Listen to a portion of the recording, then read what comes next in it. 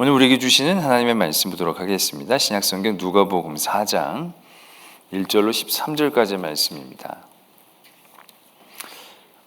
누가복음 4장 1절로 13절까지의 말씀, 제가 가지고 있는 신약성경 93면에 있습니다. 저와 여러분들이 한 절씩 교독 드리도록 하겠습니다. 누가복음 4장 1절로부터의 말씀입니다. 예수께서 성령의 충만함을 입어 요단강에서 돌아오사 광야에서 40일 동안 성령에게 이끌리시며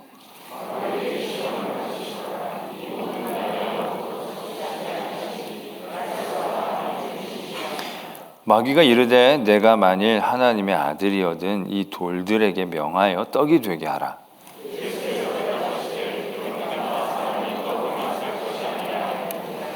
마귀가 또 예수를 이끌고 올라가서 순식간에 천하만국을 보이며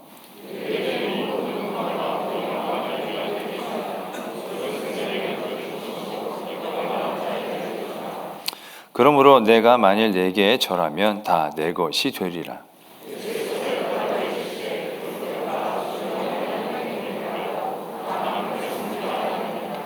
또 이끌고 예루살렘으로 가서 성전 꼭대기에 세우고 이르되 내가 만일 하나님의 아들이거든 여기서 뛰어내리라.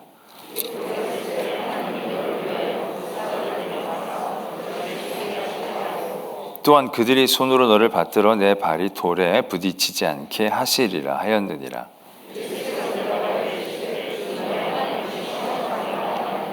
함께요. 마귀가 모든 시험을 다한 후에 얼마 동안 떠나니라. 아멘. 하나님의 말씀입니다. 네, 오늘 누가복음 4장 1절에서 13절까지의 말씀 우리 함께 읽었던 것과 같이 예수님이 시험을 받으시는 아주 유명한 사건을 적고 계십니다. 예수님께서 세례를 받으시고 난 다음에 바로 성령의 충만함을 입으셔서 광야에서 40일 동안 성령으로 이끌려 계셨다라는 것이죠. 그리고 난 다음에 이제 마귀가 시험을 하는 그런 사건입니다. 저희들에게 그러한 질문들이 던져지게 됩니다. 예수님이 왜 시험을 받으셨을까?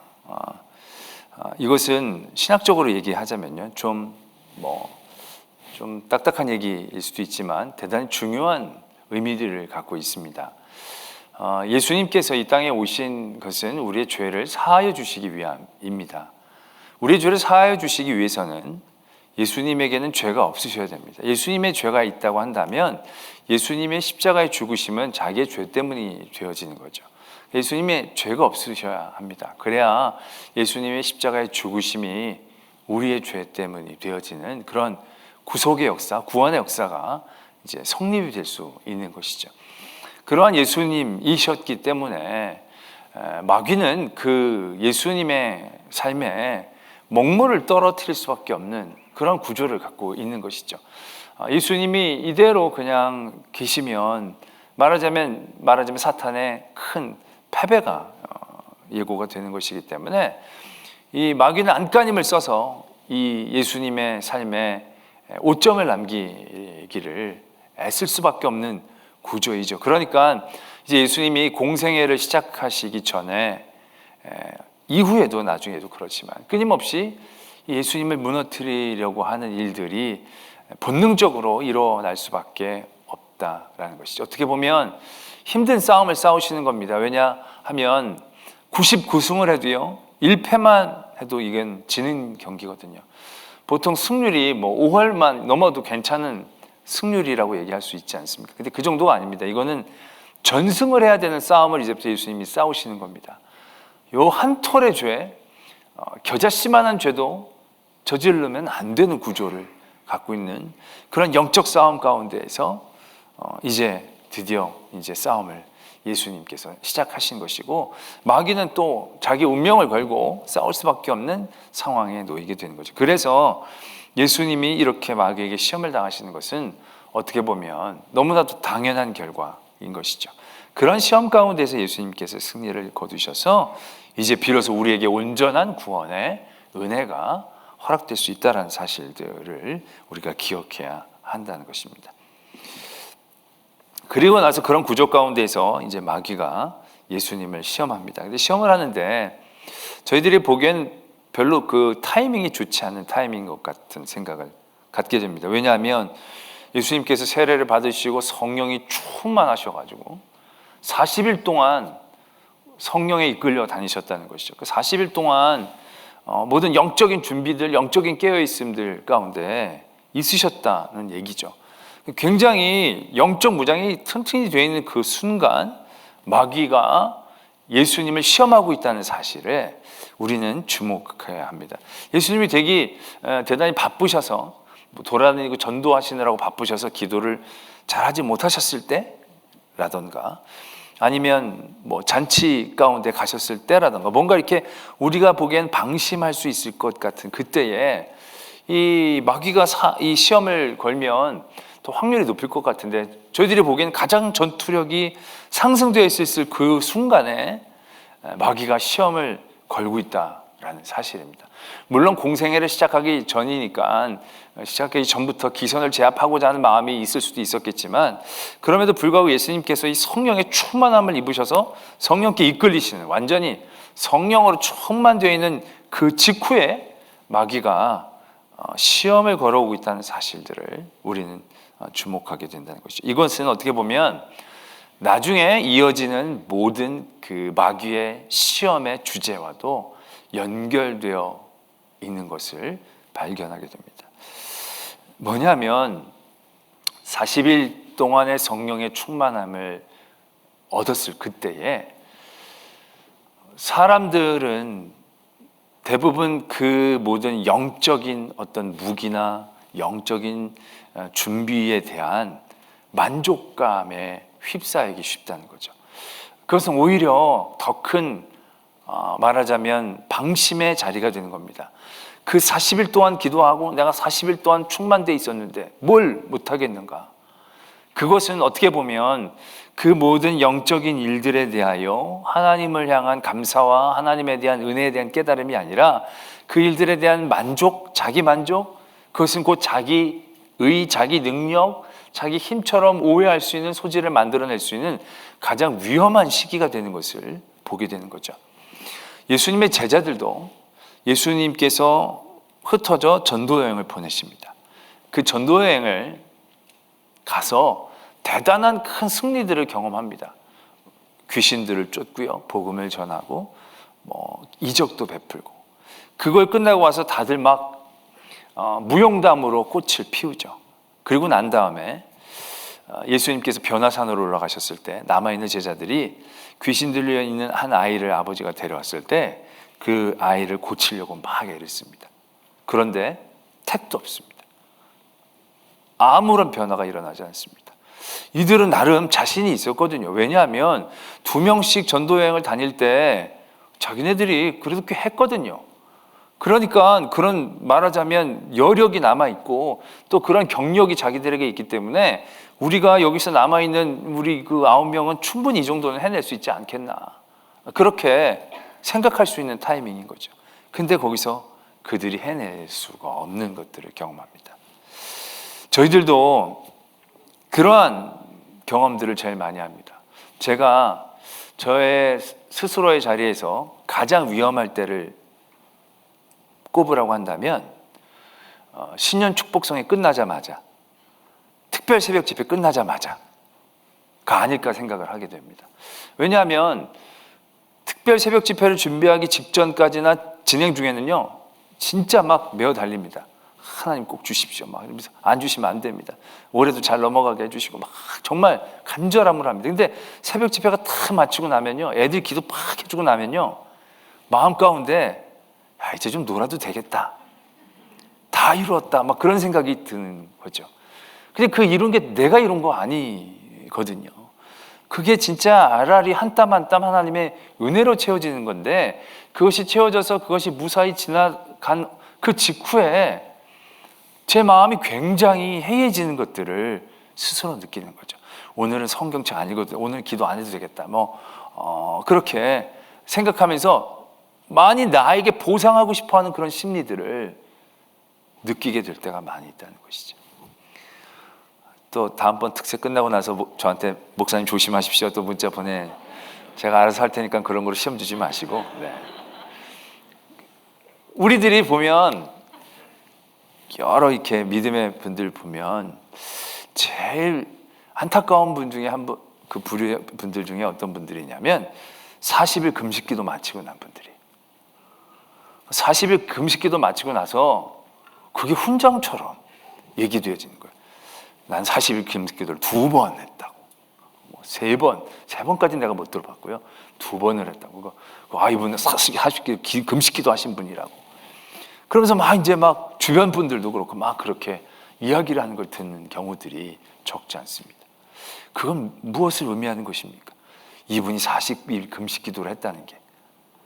그 얘기를 들을 때 여러분들 그분은 어떻게 봅니까? 이 사람 대단하네. 영적이네. 이 사람 되게 신앙심이 깊네. 우리가 그렇게 느끼지 않습니까? 근데 그게 그렇게 느껴야 될 대목입니까? 그게 그 사람이 그렇게 얘기해야 될 대목입니까?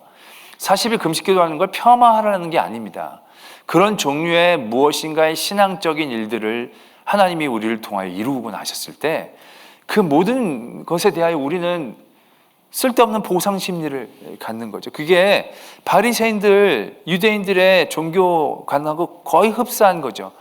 그들이 율법을 철저하게 지키고 난 다음에 그들은 그 율법을 지키게 된 것에 대한 은혜로 더욱더 하나님 앞에 감사하고 깨어있는 게 아닙니다. 내가 율법을 지켰다가 되는 거죠. 내가 율법을 완수했다가 되는 겁니다.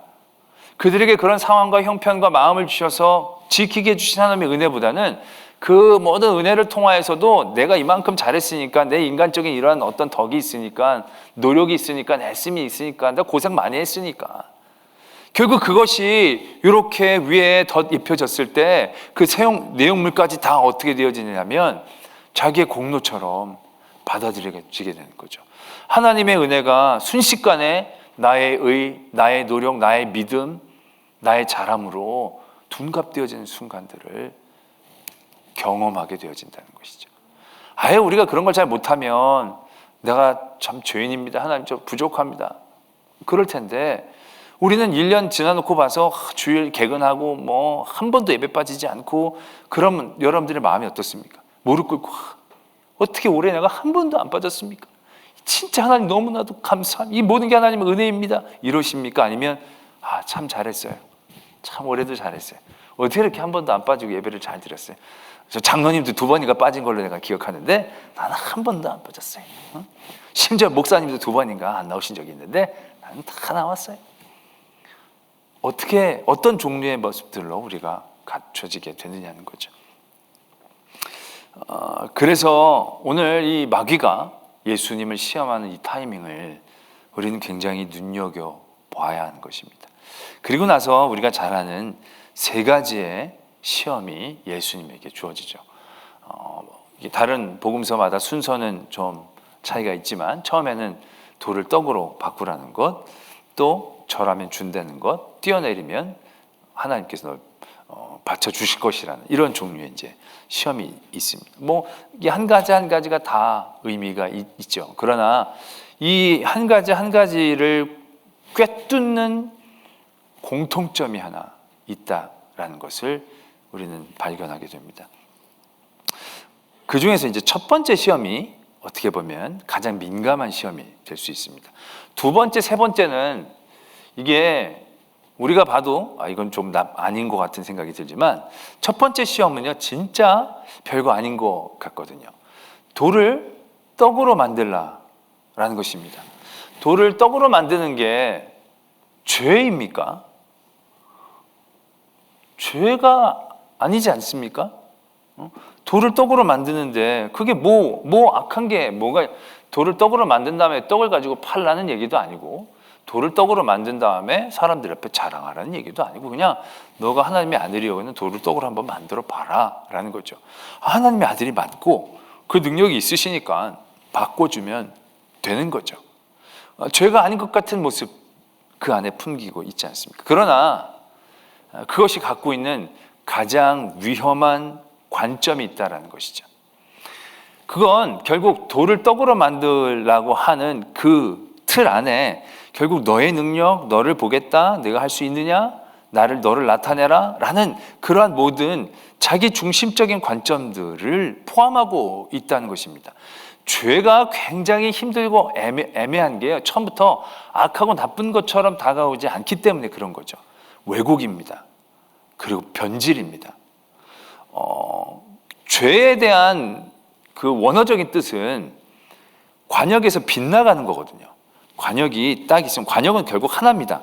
하나의 딱 관역에 정중하게 딱 맞춰야 그게 죄가 아닌 거고, 조금만 빗나가도 다 죄가 되는 겁니다. 근데 우리는 조금만 빗나가면 괜찮지 않겠나라는 생각들을 갖고 있는 거죠. 그게 굉장히 무서운 생각이 되는 것이고요. 그것이 결국 그 중심에서 벗어난 것을 의미하는 거죠. 선악과를 따먹는 것도 그렇습니다. 네가 먹으면 어떻게 되겠느냐. 그게 죽고 사는 문제가 중요한 게 아니지 않습니까? 핵심은 하나님이 먹지 말래서 먹지 마는 거죠. 너 안 죽어. 이거 먹으면 안 죽어. 너 똑똑해져. 뭔가 문제와 그 초점을 왜곡하는 거죠. 변질시키는 거죠. 바로 먹고 죽지 않죠. 그러나 먹고 바로 죽는다는 얘기를 한 게 아니거든요. 하나님은 불순종한 이들에 대한 결말을 얘기하고 계시는 것이거든요. 그런데 사단은 그걸 왜곡합니다. 먹으면 안 죽어. 하나님처럼 될까 봐 너 이렇게 먹지 말라고 한 거야. 왜곡과 변질이죠. 결국 죄의 핵심은 그겁니다. 결국 사단이 예수님에게 요구하는 것은 예수님이 공생활을 시작하기 전에 그 공생에 대한 초점을 왜곡하고 변질시키는 것에 가장 큰 핵심이 있는 거죠. 이거 하고 안 하고의 문제가 아닌 겁니다. 이걸 하고 안 하고의 중심에 대한 문제인 것이죠. 그래서 예수님은 돌을 떡으로 바꿔라, 할 수 있다 없다, 그 틀에 매인 게 아니에요. 그 틀을 깨트리시지 않습니까? 사람이 떡으로만 사는 게 아니라는 거죠. 사탄은 그 틀에 가둬서 그 안에서 할까 말까를 고민하게 하면서 교묘하게 왜곡합니다. 결국 할까 말까를 고민하게 될 때 가장 중심적인 기준이 되는 게 내가 할까, 내가 말까. 거긴 의도적으로 내가 들어갈 수밖에 없는 겁니다. 암암리에 하나님이 중심이 되어진 삶 가운데 내가 중심으로 생각하는 거죠. 이게 하나님이 기뻐하실까, 기뻐하시지 않을까도 결과적으로 얘기해 보면 하나님이 기뻐하시니까 내가 좋고 하나님이 안 기뻐하시니까 내게 나쁠까 봐. 결국 그러한 주제와 기준 가운데에서 그 프레임에 갇힐 때가 많다는 거죠. 할까 말까. 근데 예수님은 그 틀을 깨트리시죠. 떡으로 사는 게 아니라는 겁니다. 두 번째 시험도 마찬가지죠. 두 번째 시험도 절해라 쫙 보여준다면 절해라 다 줄게. 할까 말까. 할까 말까로 사탄은 가둬놓습니다. 그러나 할까 말까의 문제가 아닌 거죠. 예수님은. 그걸 어떻게 해결하십니까? 하나님께만 절해라. 이게 해결 방법이지 않습니까? 세 번째도 마찬가지입니다. 뛰어내려라 바칠 것이다. 예수님에 대한 고민을 뛸까 말까로 낸 거죠. 내가 뛸까 말까. 그 행동의 주체는 결국 예수님이 되는 거죠. 내가 뛸까 내가 말까. 그럴 때 그 틀을 깨트리는 겁니다. 예수님은 하나님을 시험하지 말라. 하나님을 시험하지 말라. 오직 하나님께만 경배해라. 하나님의 말씀으로 사는 것이다. 우리의 삶에 대단한 중요한 관점과 틀에 대한 시험과 도전들이 어떻게 이루어지고 있고 그것들을 어떻게 깨느냐에 가장 근본적인 모습들을 오늘 예수님은 이 마귀와의 시험 가운데에서 우리에게 보여주고 계시는 거죠. 어떻게 보면 마귀가 아까도 그 예수님을 시험한 그 타이밍, 가장 자기를 바라볼 수 있는 위험성이 있는 그 시기, 내가 40일 기도하고 내가 성령 세례를 받고 내가 성령으로 충만해서 내가 그때 그 내가가 굉장히 이제 예수님이 자신감이 업돼가지고 이제 내가 공생애를 시작하면서 내가 하나님의 일을 하면서 내가 이제 큰 획을 긋고 일들을 만들 수 있겠구나. 어떠한 자기의 어떤 자신감들이 막 올라올 수 있는 그 타이밍에 사단은 시험을 걸죠. 그러면서 너 할 수 있어 없어? 너 할 수 있어 없어? 이걸 이제 묻는 거죠. 자신감이 올라왔을 때 할 수 있어 없어? 충분히 할 수 있을 그때 할 수 있어 없어를 물으면 그 틀에서 우리가 헤어나오기가 쉽지 않은 거죠. 그러나 오늘 예수님은 그 틀에 갇히지 않습니다. 우리가 이 세상을 살면서 많은 시험의 자리에 서게 됩니다. 그 시험의 자리에 우리가 가장 위험하게, 가장 말하자면 치명적으로 당하는 그 시험이 뭐냐? 할까 말까의 시험 아닙니다. 예배를 드릴까 말까의 시험 아닙니다. 가장 치명적인 건요, 그 틀에 늘 우리를 가둬놓는 것입니다. 할까 말까, 그 틀에 우리만 갇혀 있기만 하면요, 순종할 때도 있습니다. 그러나 아까도 말씀드렸듯이 예수님과 마귀의 싸움은요, 1패를 하면 안 되는 싸움입니다. 1패를 하면 그냥 지는 싸움입니다. 99번 이겼으니까 내가 한 번은 져도 되겠지라는 구조의 싸움이 아니라는 얘기죠. 모세가 다 잘했어도 바위 한 번 치는 것 때문에 잘못은 잘못이 되는 거예요. 교도소에 갇혀 있는 사람들이 잘하는 것보다 못한 일이 많아서 갇힌 게 아니에요. 못한 게 하나라도 있기 때문에 갇혀지는 거죠. 그러니까 이게 죄랑 싸우는 싸움은요, 구조적으로 우리가 이기기 어려운 싸움인 거죠. 그래서 그런 구조에 우리를 가둬놓는 거예요. 그래서 우리가 했어, 이번엔 오늘 예배 드렸어, 오늘 예배 드렸어, 그러면서 예배를 드리는 승리가 막 우리가 쌓여졌을 때 그 틀에만 우리가 갇혀지면 우리가 늘 이기네, 늘 싸우네, 늘 우리가 나는 늘 여기 자신이 있네. 그러다 어느 순간 내가 너무 열심히 다닌 거 아닌가? 너무 한 번도 안 빠진 거 아닌가?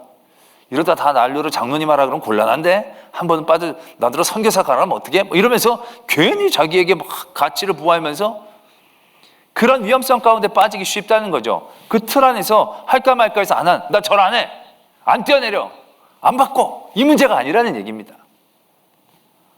거기에서 얼마나 하나님을 향한 초점들을 잃지 않고 있느냐의 문제인 거죠. 얼마나 시장하시고 배가 고픈데 이거 바꿔 말아? 얘가 뭐지? 얘 문제의 핵심이 뭐지? 내가 바꾸면 어떻게 되고 안 바꾸면 어떻게 되지? 거기 갇힌 게 아니야. 이거 안 먹어도 돼, 굶어 죽어도 돼, 까지 그 하나님의 말씀으로 사는 거지. 내가 여기에 관심을 가질 필요가 없는 거죠. 아예 제껴놓는 거죠. 저라면 그냥 다 권세를 나한테 준다는데, 그러면 어차피 내가 이 세상에 권세를 다 물리치고 권세 잡기 위해 온 건데 이게 더 빠른 길이 아닐까? 권세를 잡는 길이 중요한 게 아닌데 그렇게 생각하잖아요. 뛰어내려라, 내가 뛰어내려서 하나님 받쳐주시면 그 사람들이 보면 대단히 일이 수월하게 되겠다. 그런 사람들이 날 잘 따르고 나를 잘 믿고 그럼 이 세상을 변화시키고, 그런 쉬운 길들이 그 안에서 보여지겠죠. 그러나 거기서 뛰고 안 내리고 저라고 안 하고 바꾸고 안 바꾸고, 결국 그 안에서 그 흐름의 중심들이 어떻게 되고 있는 것을 우리는 발견합니까? 결국 내일을 편안하게, 내일을 안전하게, 내가 배부르게, 그것이 안에서 숨겨지지 않고 나타날 수밖에 없는 그런 구조가 되는 거죠. 제가 지난주에도 우리가 예배를 드릴 때 순종이 중요한 게 아니고 항복이 먼저 되어야 된다 말씀을 드리면서, 왜 우리가 항복해야 하느냐면 우리가 순종의 문제부터 시작하면 늘 그것이 우리에게 힘든 고민과 선택의 자리가 될 수밖에 없는 거죠. 순종할까 말까. 그 순종을 계속 하면서도 우린 그것이 힘들고 버거울 수밖에 없는 겁니다. 왜? 내가 계속 이제 너무 잘하는 것 같은데 앞으로도 계속 순종해야 되는가? 순종을 계속 했는데 계속 좋은 일들이 안 생기면 이 순종이 맞는가? 내가 순종을 계속 했는데도 일이 잘 안 풀리면 내가 순종할 필요가 없는 게 아닌가? 그러한 프레임에 우리가 갇힐 수밖에 없는 구조죠. 그런데 그게 아니라 하나님 앞에 항복을 하면 그 다음에 순종은 선택이 아닌 필수가 되는 거죠. 내가 항복했는데 내가 순종이고 아니고 그거 아닌 거죠. 그때부터는 순종이라고 얘기할 수도 없이 당연히 항복한 사람이 해야 되는 것이고, 내가 그래서 이렇게 여러 가지 일을 하다가 한 가지 잘못을 했는데 하나님이 또 나를 뭐라 그러셨어요. 내가 여태까지 잘했는데 그렇게 말이 안 나오는 거죠. 족한 거죠. 종이 밭일하다가 들어왔는데 주인이 밭일했다고 쉬어라고 안 그러잖아요. 밥해라고. 그럼 또 밥하고. 종이 밭일하고 밥하고 밥까지 했는데 설거지까지 하면 종이 설거지는 좀 지가 하지, 이렇게 얘기하는 종은 없잖아요. 네 마님, 그러고 그냥 하는 거죠. 그러고 나고선 지는 한번 울다가 누워 자면서 넌 잠자지 말고 집 지켜라 그러면 뭐라고 네, 종이니까.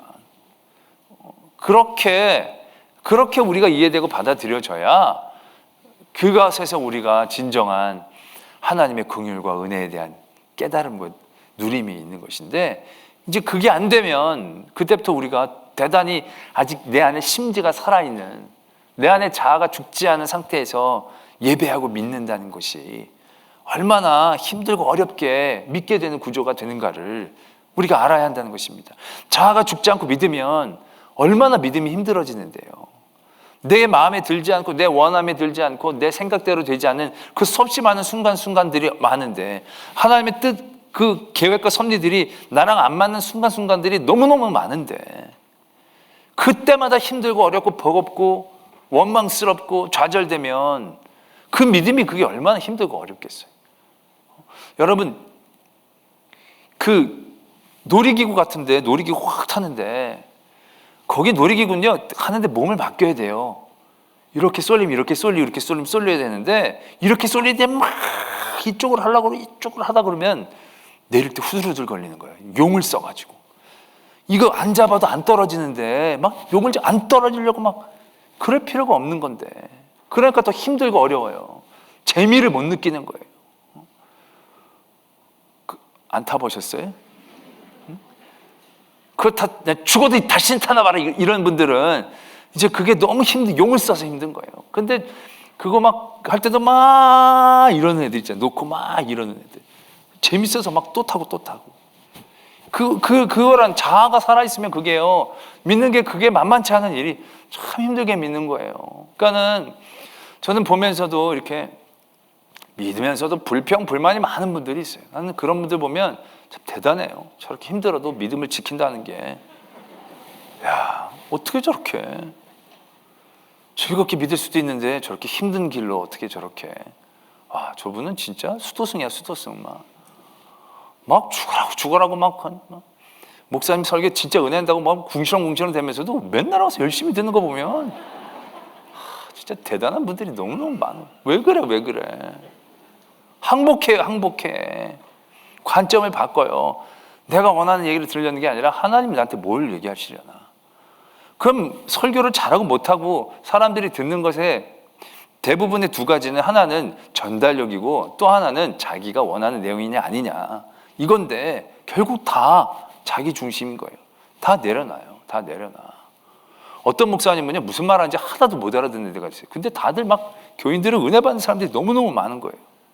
그게 참 중요한 게 다른 게 아니에요. 아예 그 모든 교인들은요, 우리 목사님 발음을 내려놓은 거예요. 항복한 거예요. 그리고 그 말씀 가운데 단어 두세 개만 들으면 승리했다고 생각하는 거예요. 오늘 10개 이상 들었어, 그러면 은혜가 되는 거예요. 하나님 얘기 한마디만 들어도 은혜가 되는 거 아니에요? 뭐 구구절절히 이건 뭐 얘기할 필요 없어요. 예수님 딱 얘기 들으면 되잖아요. 구원 딱 얘기 들으면 되잖아요. 뭐 또 뭐가 필요해요? 사탄 마귀 뭐 자기 이게 필요 없어요. 다 어떻게 보면 딱 하나 예수님 알자는 건데, 예수님 딱 한 단어만 들으면 되는 거잖아요. 뭘 그렇게 많이 바라시는 거냐, 이거. 포로 주제, 예수님 이름만 들으면 은혜다 생각하고 나오면 그때부터는 모든 게 다 덤이잖아요. 덤. 하나님이 모세에게 하셨던 족하다, 더 이상 말하지 말아라. 얼마나 매정하게 들리지만 그것이 진리고 복된 길이잖아요. 모세에게 너 복받는 길이 이거야, 너 족한 줄 알아야 된다는 거죠. 그걸 이해하고 받아들였을 때 모세가 복된 사람이 되는 거죠. 결국 그러한 중심에 대한 이야기들을 오늘 마귀와 예수님의 시험 가운데에서 우리들에게 말씀하고 계시는 거죠. 결국 우리의 싸움은 이 싸움인 거죠. 틀에 대한 싸움입니다. 세상의 틀에 갇히느냐, 하나님의 틀에 들어가느냐. 세상의 관점으로 생각하느냐, 하나님의 관점으로 바라볼 수 있느냐. 하나님 얘기하지만 그 안에 옹심처럼 남아있는 나의 욕심의 자리에서 얼마나 진정한 하나님의 중심으로 옮겨질 수 있느냐. 결국 우리의 영적인 싸움은 그 싸움인 거죠. 이 세상을 살아갈 때 사단이 우리를 여러 가지로 흔듭니다. 병도 주고 애들로 통한 시험도 주고 물질적인 시험도 주고 아니면 나태 여러 가지의 것들로 시험을 줍니다. 그 시험을 주는 가장 핵심이 뭡니까? 결국 우리의 중심을 빼앗는 거죠. 우리의 중심을 막 흔들어서 정신없이 세상에 매이도록, 막 편하게 해서 자신에게 매이도록. 결국 그런 모든 상황과 환경 가운데서도 하나님의 말씀으로 사는 것이고 하나님에게만 절하는 것이고 하나님을 시험하지 말아야 되는 것이고, 내가 하건 안 하고는 중요하지 않다는 거죠. 그렇기 때문에 우리가요, 다른 사람들을 바라볼 때도 마찬가지인 거예요. 어떤 사람이 뭘 했다 안 했다, 그것이 우리에게서 쉽사리 평가되기가 어려운 많은 부분들이 있는 거예요. 왜? 우리가 어디서 예배를 드리냐, 옛날에는 이렇게 드리면 안 된다, 저렇게 드리면 안 된다 그랬지만 그렇게 당장 얘기할 수가 있는 게 아니라는 거예요. 좋은 데서, 예루살렘에서 예배를 드려도 중심에 하나님이 없으면 아닌 거잖아요. 사마리아에서 예배를 드려도 중심이 하나님이면 되는 거잖아요. 근데 그게 어떻게 우리가 알 수 있게 되냐는 거죠. 그 다른 사람에 대한 정죄가 아니라 결국 나에 대한 깨어있음과 집중 가운데 우리가 나아갈 수 있는 것이죠. 그것이 지금 공생활을 시작하는 예수 그리스도께서 마귀에게 시험을 당하시는, 어떻게 보면 가장 핵심적이고 원초적이고 가장 치명적인 시험, 그 시험의 자리들을 오늘 예수님은 보여주시는 거죠. 그리고 나서 예수님이 그 틀을 깨뜨리시고 또 그 일들을 이루실 때도 보면 다 자신의 고유의 능력으로 하시는 게 아니잖아요. 그래서 다 기록되었을 때 말씀으로 하잖아요. 예수님 특유의 자신의 어록이 아니라 하나님의 중심 가운데서 그걸 자신의 힘과 자신의 지혜와 자기의 어떠한 그것으로 하지 않으시려고 애쓰시죠. 마지막에는 사단도 그걸 이용하죠. 성경에도 이렇게 말씀을 자기에게 이용하는 게 아니라는 거죠.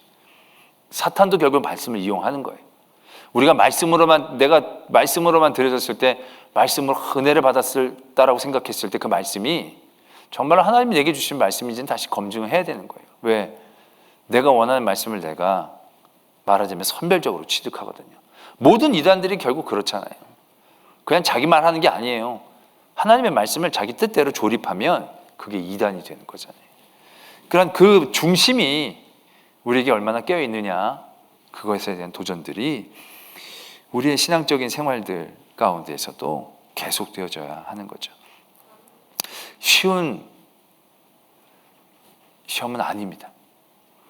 우리가 부족하다라고 얘기했던 그 부족함이라는 건 능력이 없음에 대한 게 아니라요, 자기 중심으로 회귀하려는 우리 안에서의 악함 때문에 그런 거거든요. 그게 우리를 늘 부족하게 만드는 거거든요. 늘 하나님 하지만 어느 순간 하나님 밑에 나를 쫙 껴놓고 하나님으로 포장하는 우리들을 얼마나 우리는 많이 발견해낼 수 있냐는 거죠. 그 안에서 온전한 하나님만을 바라보기 위한 깨어있음은요, 우리에게 부단한 노력과 부단한 기도와 또 부단한 하나님 앞에서 우리의 자리들, 부단한 하나님 앞에서의 항복들이 우리에게서 깨어있고 노력이 되어져야 가능한 것이지, 그게 쉬운 게 아니다라는 것을 오늘 우리는 예수님과 마귀의 싸움 가운데에서 바라보면서 다시금 우리의 삶의 경종을 울려내기를 원합니다. 그러고 나서 13절의 말씀 아주 기가 막히잖아요. 함께 한번 다 같이 읽겠습니다. 시작.